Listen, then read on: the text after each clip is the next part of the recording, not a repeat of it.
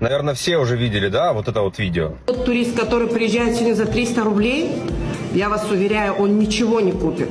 Он будет стоять в очереди за стаканом сока, воды, то, что дают там в отеле, но на улице он ничего не купит.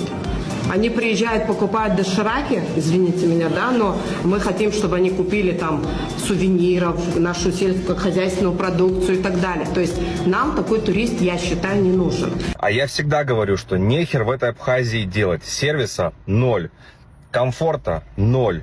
Люди ведут себя по-скотски. При этом бюджетным туристам, видите ли, нежелательно приезжать в Абхазию. Так у вас нет ничего, ни сервиса, ни услуги, ни комфорта, ничего. За что платить деньги в Абхазии? Я не понимаю. При этом там красивая природа, но такой же красивой природы у нас в России полно.